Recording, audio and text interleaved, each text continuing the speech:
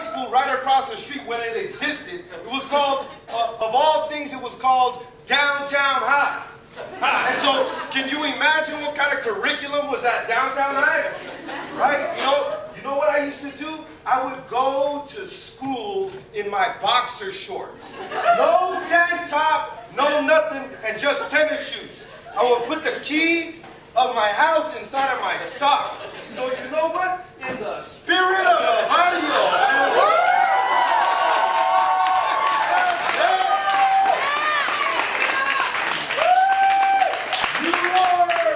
You are all in this spirit because many homeboy samurais have walked through these calles, and now you all are here.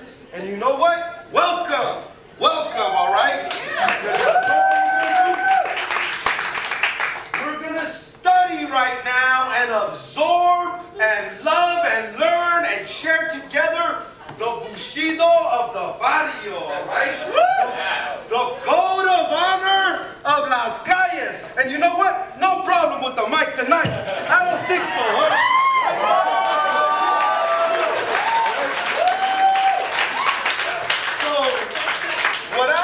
Tonight is I'm going to read from a character. His name is Lobo. What is Lobo? The wolf, all right? And so this character in the novel, this is the Bushido of the barrio from this character right here. He is about to let the love of his life die, and he's about to manipulate his best friends so he could go make some money, all right? Because that's part of the Bushido of the barrio, isn't it, man? You know, isn't it? Okay? And so this homeboy right here is thinking about, why am I doing all of this? What's the purpose behind it, right? And I'm going to read right now from El Lobo, chapter 2. Damn! I knew I had it good. Bullshit! If all this couldn't be worked out in some civilized way. I could do it if I really wanted things to be good. But I wanted it bad. I look for problems. I search for drama. How else could I speak of this? How else could I be such a fool? 3:30 in the morning and stones in my head, and I'm alive, and I can't deny it. I suck in the cold wind, and it's warm to me, the only warmth I've ever known, except Sheila. I want the comfort of her irresponsibility, the fire of her touch. I don't want things to get better. I want things to get worse. But I want things to get worse with her by my side. Together.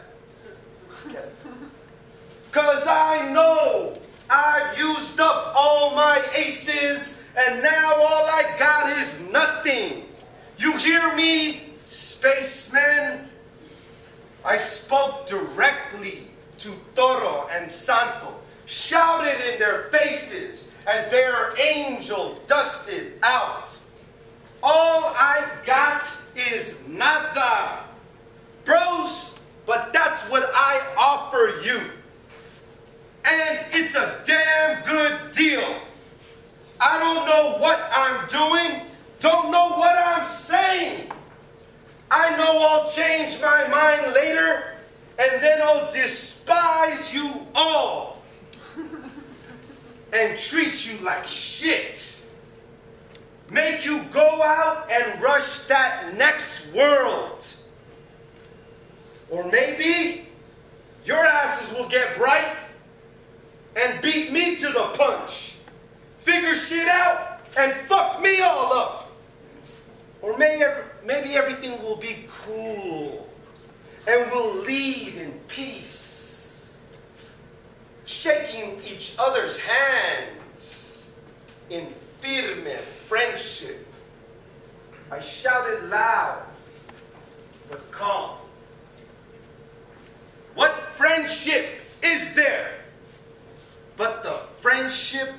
of enemies. Santo responded, your best friends are your worst enemies. Lobo, whatever you gotta do, do it because you know that. Give your enemies praise. Santo slobbered on his black windbreaker jacket, and his glazed eyes almost popped out of his head. He was a bummy-looking, bearded, khaki-skinned OG Cholo. He almost looked like he could have been a model for one of them Jesus pictures. All I could ever give you is my love. And if my love couldn't do it, then it was really your enemies who inspired you. You have not submitted to their desires. He said, you could never do that. They were the ones that gave you motivation when your best homeboys right here could not. They gave you the passion to do what you have in your mind right now, what you ask us to join in on. Your enemies have made you confront your demons and your dreams, Lobo. Thank you, all you enemies, I shouted to the night. Thank you for my stuck-out ears with diamond earrings and my big eyes that drive the bitches crazy. And the hairs underneath my chinny chin that prove that I'm wise. So I built this wall, bigger than the one in China. And I put guards at the entrance. And I got a bull. And I trained him hard. And I got the holiest man in the barrio. And I let him pray for me. I protected myself from my foes. Because I feared them. Because I respected their strength in hate. And I thought it would be better not to make any more enemies. Because I knew I already had enough to handle.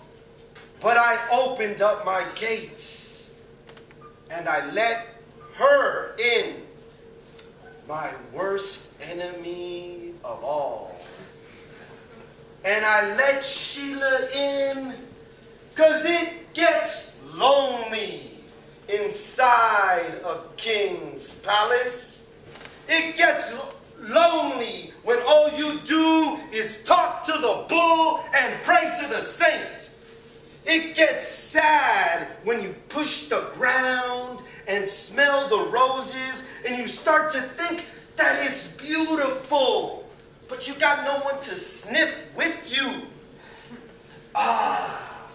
Sheila was like apples, like pears and peaches just picked at the farmer's market.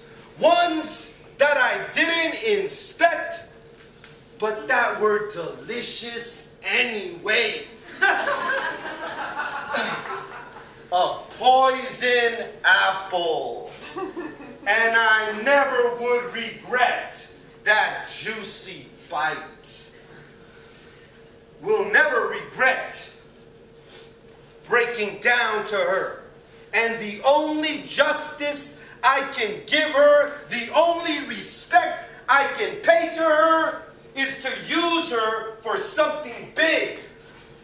Even though that is a lie, an illusion to cover up my own humiliation. Because every day is gonna be the same old thing, just wishing and hoping for you. Ain't no way to justify that I found you and threw you away. But life can't stop for no one. This ain't no sad story. This is a glad story, a bad story. what people with words would call uplifting. Because it's make it or break it. Can't go wrong with whatever should come. Because come Sunday, I either die and my misery is gone, or I live and my happiness just started. And I feel like this is what life should be all about. The day of reckoning, the day of dreams, my grand dreams, my soul beams. Forget about hitting home runs. I don't know about winning an Oscar or being president. I got no clue about school. And all the small smiles and firm handshakes that come with that. I got now. And this is what I call high. What I think of when I hear of success, accomplishment.